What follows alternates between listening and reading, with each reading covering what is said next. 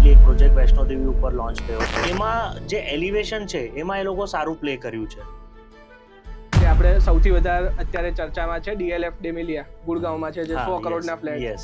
શું ભાઈ એવું શું હોય એવું? તો સી લક્ઝરીમાં એટલે તમને અમદાવાદની વાત કરીએ તો રાજપથ ક્લબ છે, પછી કર્ણાવતી ક્લબ છે, જ્યાં તમે મેમ્બરશિપ લો, મેમ્બરશિપની ફીસ બહુ વધારે હોય. લક્ઝુરિયસ સેગમેન્ટની આપણે વાત કરીએ છીએ, એનું સ્તર જે છે ડે બાય ડે અમદાવાદમાં વધી રહ્યું છે. હા, આજે મેં DLF ની વાત કરી ને, એમાં ગોલ્ફ ક્લબ આપેલું છે, સેપરેટ ગોલ્ફ ક્લબ. ડેફિનેટલી એનું પ્રાઇસ પણ એવું છે. અમદાવાદમાં અત્યારે એટલા મોંઘા ફ્લેટ પણ નથી, પણ આઈ થિંક થઈ જશે અમદાવાદમાં, બહુ નજીકમાં થઈ જશે એવી રીતનું. ભાઈ કોઈ કેટલું ROI એક્સપેક્ટ કરી શકે?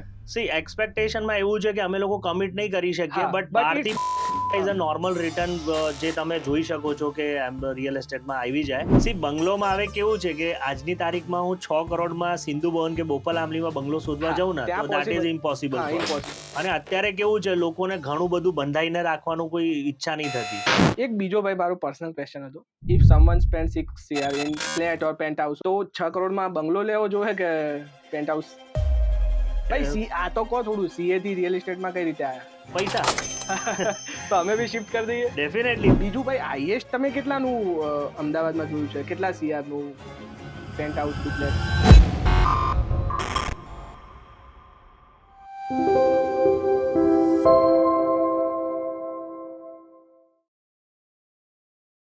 નમસ્કાર મિત્રો, આજે આપણી સાથે છે નિલેશ સર. નિલેશ સરે એમની શરૂઆત કરી હતી બાળપણની રાજસ્થાનના મંડાવાથી. હા, રાજસ્થાનથી એ અમદાવાદ આવ્યા અને અમદાવાદમાં બહુ સારું એમને જમાવડો કરી દીધો. Basically he is a CA. Yes. અને અત્યારે રિયલ એસ્ટેટમાં, લક્ઝરી રિયલ એસ્ટેટમાં બહુ એક્ટિવ છે.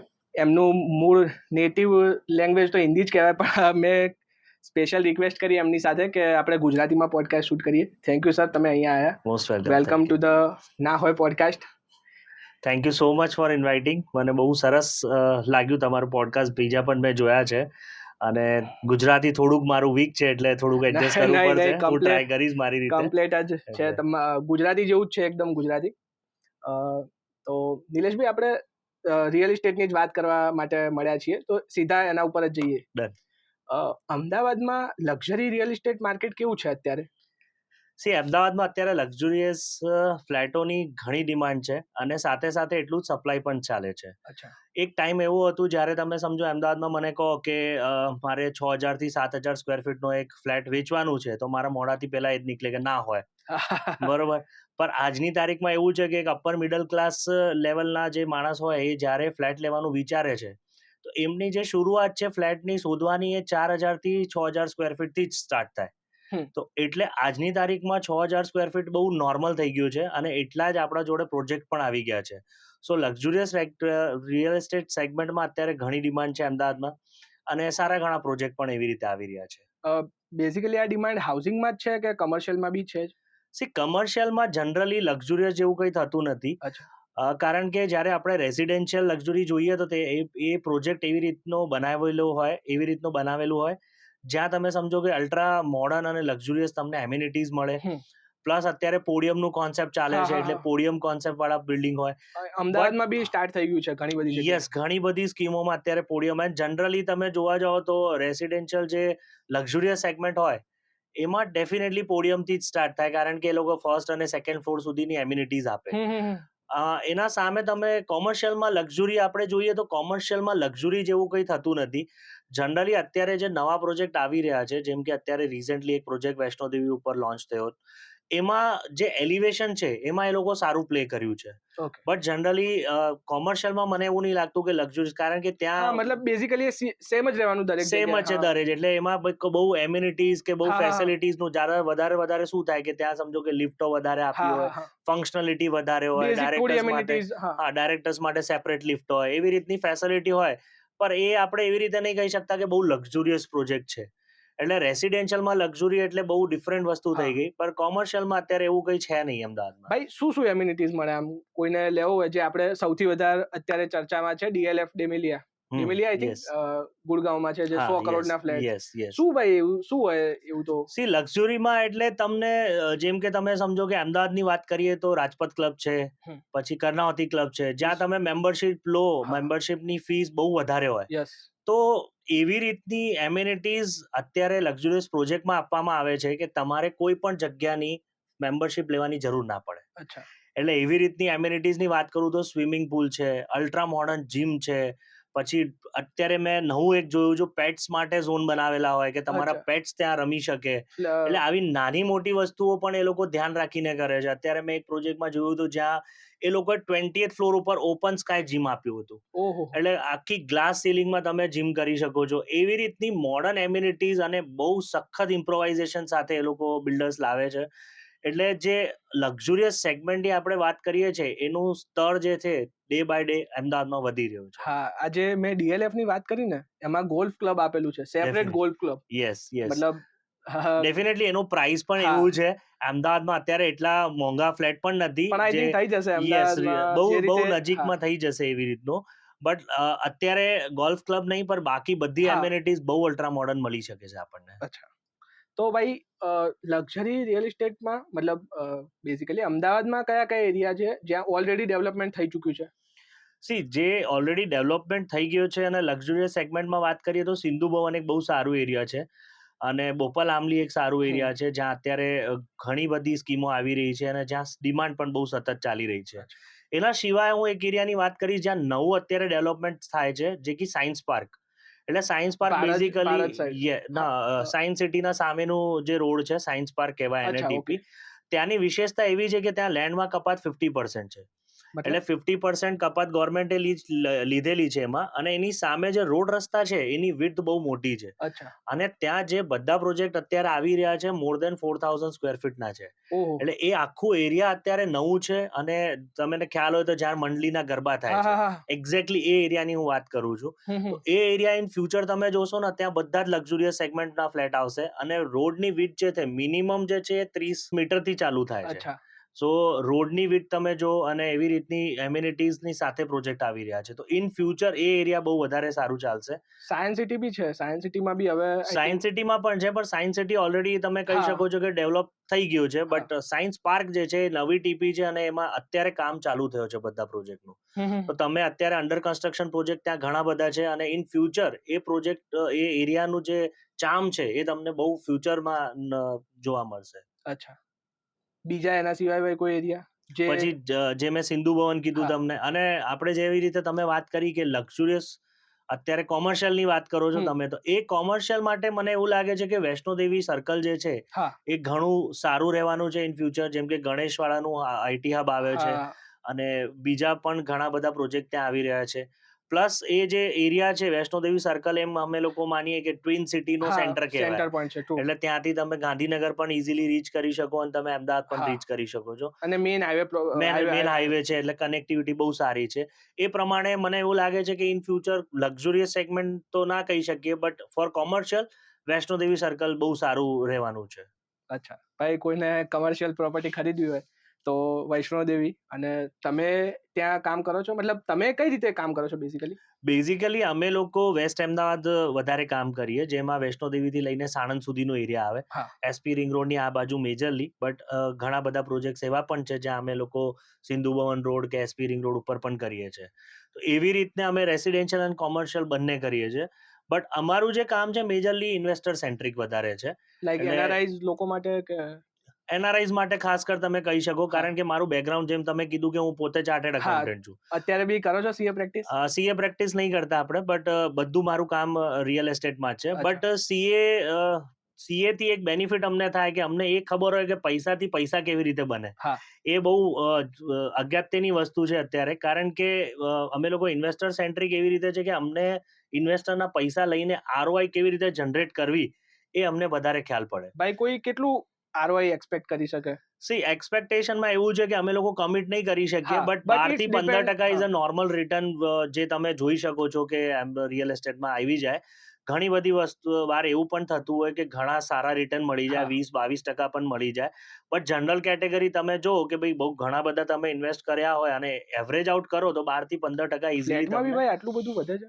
યા ફ્લેટમાં ડેફિનેટલી તમે સારી પ્રોપર્ટી લો, સારા લોકેશનની પ્રોપર્ટી લો અને સારા ડેવલપરની પ્રોપર્ટી લો તો 10-15% તો તમને ઇઝીલી રિટર્ન મળી જાય. ઘણું સારું કહેવાય ભાઈ એ પ્રમાણે. મને એમ કે ફ્લેટમાં એટલું બધું નહીં બનતું હોય આઈ થિંક. ના ફ્લેટમાં પણ એવું જ છે. અને ફ્લેટમાં એક વસ્તુ એ પણ સારી છે કે અમદાવાદમાં ફ્લેટ બહુ ફાસ્ટ મૂવિંગ આઇટમ છે.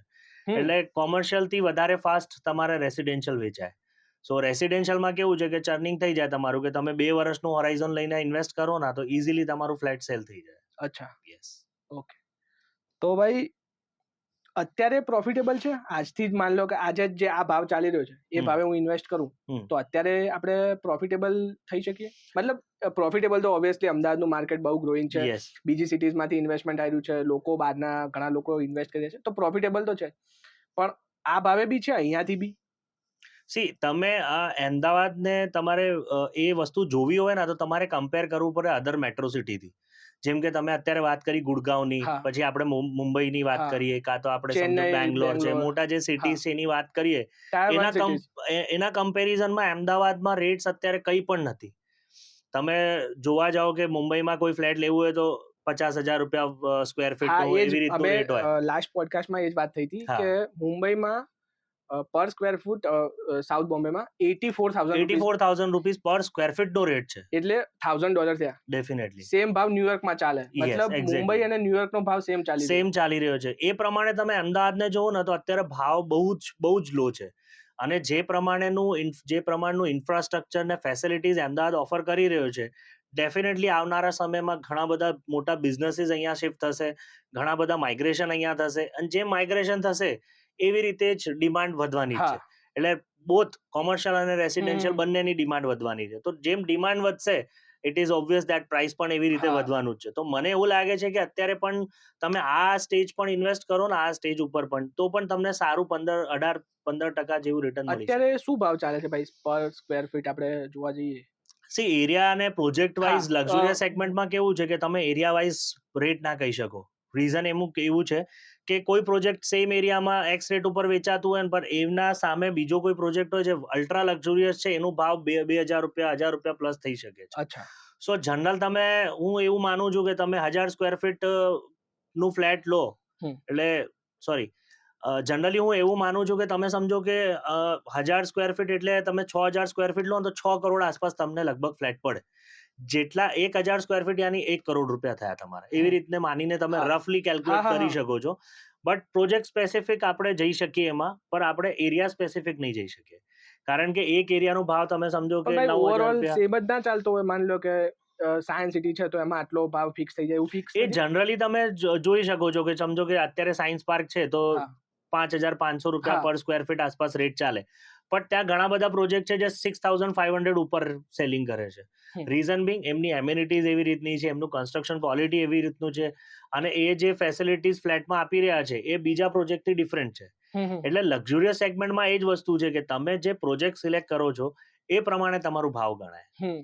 એક બીજો ભાઈ મારો પર્સનલ ક્વેશ્ચન હતો કે if someone spend 6 CR in flat or pant house or we can say anything, તો 6 કરોડમાં બંગલો લેવો જોઈએ કે પેન્ટ હાઉસ?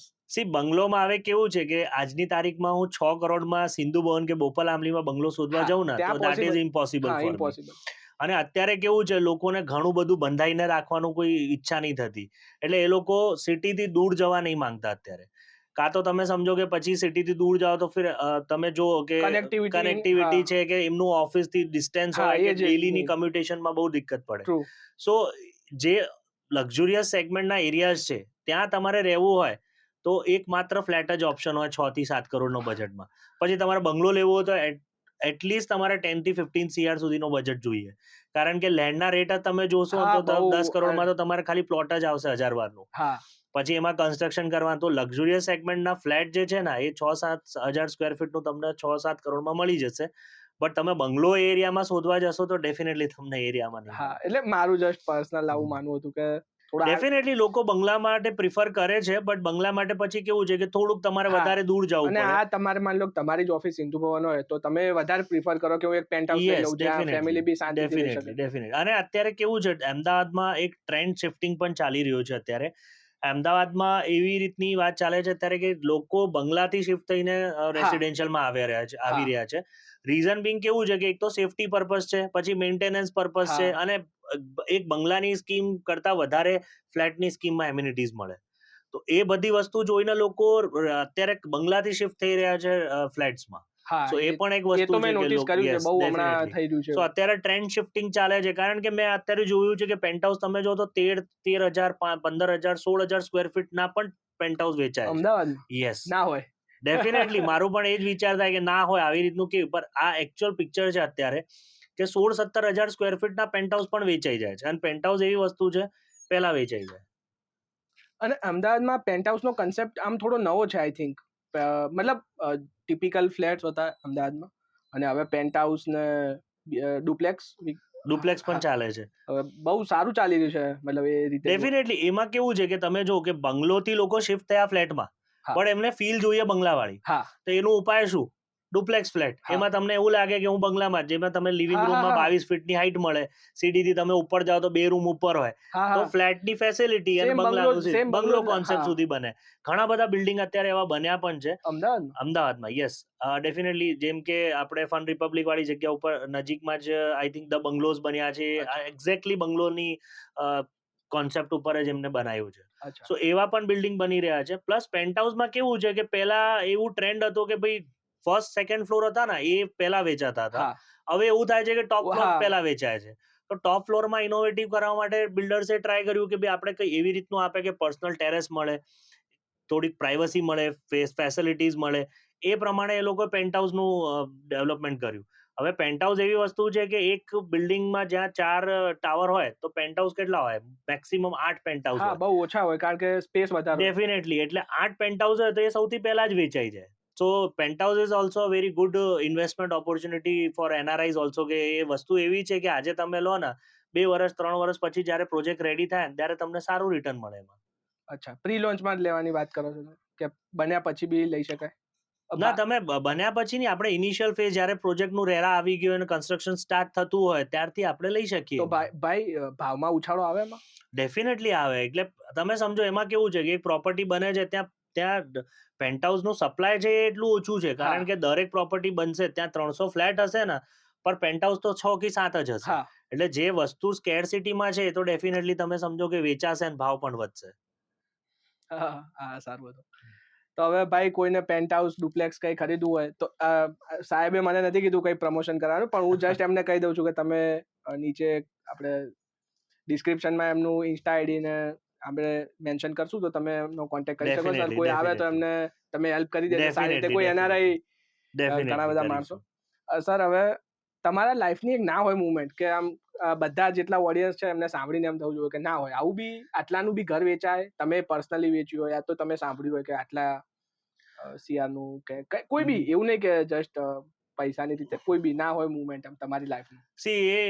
જ્યારે હું સીએ કરતો હતો ત્યારે ફર્સ્ટ ટાઈમ મેં રિવેરા એલિગન્સનું એકવાર પેન્ટહાઉસ જોયું હતું. ત્યારે મને એટલું બધું ખબર નહોતું. અમદાવાદમાં જ. અને ત્યારે મેં પેન્ટહાઉસ જોયો છે, ડુપ્લેક્સ પેન્ટહાઉસ હતું. અને એ જોઈને ફર્સ્ટ ટાઈમ મને એવું લાગ્યું કે ના હોય આવું ફ્લેટ પણ હોય. ત્યારે હું રિયલ એસ્ટેટમાં નહોતો, હું બહુ એટલે સ્ટડીઝમાં હતો એ ટાઈમે. પણ એ જોઈને મારા એવું લાગતું હતું કે ભાઈ આવું ફ્લેટ કોઈ દાડે થઈ શકે કે ડુપ્લેક્સ ફ્લેટ. અને એ ટાઈમે લક્ઝુરી સેગમેન્ટમાં તમે જો તો 4,000 સ્ક્વેર ફીટ તો બહુ થઈ ગયું એ ટાઈમે. અને એ ટાઈમે મેં જ્યારે ફર્સ્ટ ટાઈમ ઓડિટમાં જ હું ગયો હતો, એના માટે જ મેં સેમ્પલ હાઉસ જોયું હતું. અને મારું તો એમ થઈ ગયું કે ના હોય યાર આવું ફ્લેટ હોય. તો ત્યાંથી જ તમારું શિફ્ટ થઈ ગયું કે હવે રિયલ એસ્ટેટમાં? ડેફિનેટ. રિયલ એસ્ટેટમાં શિફ્ટ તો બહુ મોડું થયો. બહુ અત્યારે ભાઈ આ તો કહો થોડું, સીએ થી રિયલ એસ્ટેટમાં કઈ રીતે આયા? પૈસા. તો અમે બી શિફ્ટ કરી દઈએ. ડેફિનેટલી. જો અર્નિંગ જે છે રિયલ એસ્ટેટમાં, ડેફિનેટલી હું તો બધા બ્રોકર્સ મિત્રોને પણ કહું છું કે રિયલ એસ્ટેટ એવી વસ્તુ છે જ્યાં કોઈ લિમિટેશન નથી. તમે એક દાડામાં તમારી જેટલી કેપેસિટી હોય એટલું પૈસો બનાવી શકો છો, તમારા માટે પણ અને તમારા ઇન્વેસ્ટર માટે પણ. તો એમાં ખાલી એક જ વસ્તુ છે કે તમે જ્યારે પણ પોતાનું વિચારશો ને ત્યારે તમારા પૈસા ના બને, પણ તમે ઇન્વેસ્ટર સેન્ટ્રિક કામ કરશો ને ડેફિનેટલી તમારા પૈસા બનશે. કે તમે સમજો કે અત્યારે તમારે એનઆરઆઈ કોઈ કસ્ટમર છે અને એમને તમારી જોડે ઇન્વેસ્ટ કર્યું અને તમે એમને સારું રિટર્ન કરી આપો તો ડેફિનેટલી એ તમને રેફર કરે. હા, ટ્રુ. એવી રીતે બહુ થાય અને ત્યાં બહુ પૈસો છે અને એ લોકોને હવે ઇન્ડિયામાં અને સ્પેશિયલી ગુજરાત, ગિફ્ટ, અમદાવાદ, ધોલેરા આમાં વધારે ઇન્વેસ્ટ કરવું છે. ડેફિનેટલી. અને એક હજી ના હોય મુમેન્ટ મારી લાઈફનું એવું છે કે જ્યારે મેં રિયલ એસ્ટેટમાં કામ કરવાનું સ્ટાર્ટ કર્યું ત્યારે અમને એવું લાગતું હતું કે 50-60 લાખ રૂપિયા ઇન્વેસ્ટ કરીએ આપણે તો ઘણું સારું રિટર્ન મળે. પર કોઈ ઇન્વેસ્ટર એવા હતા જે મને ફર્સ્ટ ટાઈમ જે ઇન્વેસ્ટર મળ્યા મારા સારા ફ્રેન્ડ જ હતા, એમને એક જ દિવસમાં મને 6 થી 7 ફ્લેટનું ઓર્ડર આપ્યું કે આ તમે બુક કરી દો. ના હોય, આ તો સાચે ના. Definitely that was my first dealing અને મને ત્યારે એવું લાગ્યું કે ના હોય યાર, આટલા પૈસા લોકો ઇન્વેસ્ટ કરતા હોય. અને ત્યાંથી મારી શરૂઆત થઈ કે ધીરે ધીરે મને ખબર પડી કે રિયલ એસ્ટેટ પણ એટલું જ ઇમ્પોર્ટન્ટ છે ઇન્વેસ્ટમેન્ટ માટે જેટલું શેર માર્કેટ છે. અને આપણે એક ચર્ચા હજી કરવી જોઈએ આના માટે કે શેર માર્કેટ અને રિયલ એસ્ટેટમાં હું પોતે જ કહું છું, તમારો પ્રશ્ન નથી, ડિફરન્સ શું છે. તો રિયલ એસ્ટેટમાં મેં આ વસ્તુ એક જોઈ છે કે ડેફિનેટલી રિયલ એસ્ટેટમાં રિટર્ન્સ જે છે લાંબા ટાઈમે બને. કારણ કે શેર માર્કેટમાં એવું છે કે આજે ઇન્વેસ્ટ કર્યું કાલે 10-15% તમારું પ્રાઇસ વધી શકે છે. બટ રિયલ એસ્ટેટની એક જે મેજર વસ્તુ છે ને, રિયલ એસ્ટેટ ક્યારેક પણ નીચે નહીં જતું. કે તમે આજે 1 કરોડ રૂપિયા ઇન્વેસ્ટ કર્યા ને તો અમદાવાદ માર્કેટમાં મેં કોઈ દાડે એ નહીં જોયું કે 90 લાખ થઈ ગયા. અમદાવાદ નહીં ભાઈ, કોઈ દુનિયામાં કોઈ જગ્યાએ તમે આજે સમજો, આજે આપણે ચર્ચા કરીએ છીએ, આજે મને લાગે છે 90% લોકોનું પોર્ટફોલિયો શેર માર્કેટમાં માઇનસમાં જ હશે. સો એ વસ્તુ એક જોવા જેવી છે કે રિયલ એસ્ટેટમાં તમારું જે છે પોર્ટફોલિયો ક્યારે રેડમાં ના જાય. તમને રિટર્ન સમજો 5 ની જગ્યાએ 6% મળે કે 8% મળે કે 15% મળે, બટ કોઈ દાડે એવું ના આવે કે તમારું જે કેપિટલ છે એમાં માઇનસ જાય. સો એક આ પણ વસ્તુ મને બહુ સારી લાગે છે રિયલ એસ્ટેટ માટે. હા, એ બી સારી છે. પણ હું થોડો સ્ટોક માર્કેટ સાઈડ થોડો વધારે હાર્ડકોર મતલબ ફેન છું કે જે vote ever you can say, પણ real estate is also a good investment over all assets. Definitely. હા. બીજું ભાઈ, હાઈએસ્ટ તમે કેટલાનું અમદાવાદમાં જોયું છે? કેટલા CR નું પેન્ટહાઉસ ડુપ્લેક્સ? પેન્ટહાઉસ સિંધુ ભવન રોડ ઉપર મેં લાસ્ટ જે 13,000 સ્ક્વેર ફીટનું હતું 13,000 સ્ક્વેર ફીટનું હતું, એ લગભગ મને ખ્યાલ છે જેમ કે 14 કરોડ આસપાસ હશે. ભાઈ વેચાણું હતું? મેં નથી વેચ્યું, પણ મને ખ્યાલ છે કે એ વેચાણું હતું. ડેફિનેટલી ઘણા બધા લોકો છે એવા જે પેન્ટહાઉસમાં રસ રાખે છે. અને 13,000-14,000 સ્ક્વેર ફીટ હવે તો પેન્ટહાઉસ માટે બહુ નોર્મલ થઈ ગયું છે. આપણને ભલે એવું લાગતું હોય કે ના હોય ભાઈ આટલું વેચાતું હોય, બટ ડેફિનેટલી 13,000-14,000 સ્ક્વેર ફીટમાં પેન્ટહાઉસની જે ક્વોન્ટિટી છે ને એ જ ઓછી છે, એ મળતા જ નથી. એટલે જેને શોખ હોય ને, એ જેમ કે મારું સપનું છે કે ભાઈ 13,000-14,000 સ્ક્વેર ફીટનું પેન્ટહાઉસ હું બાય કરું ઇન ફ્યુચર. ઘણા બધાનું હોય છે. સો એવી રીતનું છે કે એ પ્રોજેક્ટ જ એટલા ઓછા આવે છે કે જેમાં પેન્ટહાઉસ તમને 13,000-14,000 સ્ક્વેર ફીટનું મળે, એટલે જેમ પ્રોજેક્ટ મુકાય ત્યારે જ વેચાઈ જાય. બહુ મને ના હોય મુમેન્ટ જ હતા બધા કે 14 કરોડના ભાઈ ફ્લેટ્સ વેચાઈ રહ્યા છે. તો ભાઈ આપણે બહુ શોર્ટ કન્વર્ઝેશન કરી, પણ બહુ મજા આવી તમારી સાથે. બીજો એક પોડકાસ્ટ ડેફિનેટલી આપણે એકવાર શૂટ કરશું. એમાં શું વાત કરી છે તમે બોલો, એનું અત્યારે જ રૂપરેખા નક્કી કરી દઈએ. થોડુંક આપણે ઇન્વેસ્ટર સેન્ટ્રિક કરીશું નેક્સ્ટ ટાઈમ કે ઇન્વેસ્ટર્સને કેવી રીતે કામ કરવું જોઈએ. લક્ઝરી અત્યારે આપણે મોટી હતું કે લક્ઝુરિયસ સેગમેન્ટ અમદાવાદમાં કેવી રીતે કામ કરી રહ્યો છે. એટલે જનરલી મેં જે નોટિસ કર્યું ને, મેજોરિટી લોકોને ખ્યાલ નથી કે અમદાવાદમાં બી આટલા બધા મોંઘા પેન્ટહાઉસ કે ડુપ્લેક્સ ને છે. બધાને એમ છે કે ભાઈ 60-70 લાખમાં અહીંયા મળી જાય, મેક્સ કરોડ ઉપર કોઈ આપે ના. પણ અહીંયા વેચાય છે ભાઈ ઘર. ડેફિનેટલી વેચાય છે. 6-7 કરોડ, 10 કરોડ બોપલ, આંબલી અને ઇસ્કોન વાળા પટ્ટામાં નોર્મલ છે અને લોકો ખરીદે છે ત્યાં. તો આપણે નેક્સ્ટ ટાઈમ જે બીજો પોડકાસ્ટ કરીશું એમાં ઇન્વેસ્ટર સેન્ટ્રિક પ્લસ બ્રોકર્સ જે કામ કરી રહ્યા છે. મારે બહુ એવું રહે છે, મારા મનમાં દર વેરી એવી વાત ચાલે છે કે ભાઈ જે બ્રોકર્સ કામ કરી રહ્યા છે એમને કેવી રીતે પોતાની જાતને અપગ્રેડ કરવું જોઈએ કે એ લોકો વધારે કામ કરી શકે અમદાવાદમાં. સો નેક્સ્ટ ટાઈમ જ્યારે પોડકાસ્ટ કરીશું ડેફિનેટલી આપણે બ્રોકર મિત્રો માટે કરીશું, પ્લસ આપણે ઇન્વેસ્ટર માટે પણ ડેફિનેટલી કરીશું. ડન છે ભાઈ. થેન્ક યુ ભાઈ, થેન્ક યુ. તમારો એક્સપિરિયન્સ ભાઈ કેવો રહ્યો? બહુ સારું. અને ખરેખર આપણે બહુ શોર્ટ કર્યું છે એટલે તમારો ના ડેફિનેટલી આ જે આપણું મોટિવ હતું, I think that has been already achieved કે આપણે જે લક્ઝુરિયસ સેગમેન્ટ માટે વાત કરવા માટે મળ્યા હતા આજે. અને ઘણું બધું મારે પણ તમારાથી જાણવું મળ્યું અને તમારું બહુ સારું છે. અત્યારે મેં જોયું છે તમારા બીજા પણ પોડકાસ્ટ અને ઘણા બધા પોડકાસ્ટ મેં જોઈને તમને એવી રીતે વિચાર્યું કે ના હોય આટલું સારું પોડકાસ્ટ પણ કરી રહ્યું છે અમદાવાદમાં. અરે થેન્ક યુ ભાઈ. Thank you so much. It's pleasure to be here. Same here. ભાઈ તમને પોડકાસ્ટ ગમ્યો હોય તો તમારી સરને લગતી યા કોઈ બી જે બી કમેન્ટ્સ હોય એ તમે નીચે કરી શકો છો. મળીએ નેક્સ્ટ પોડકાસ્ટમાં. Thank you. Keep watching. ના હોય. ના હોય. Thank you sir, thank you.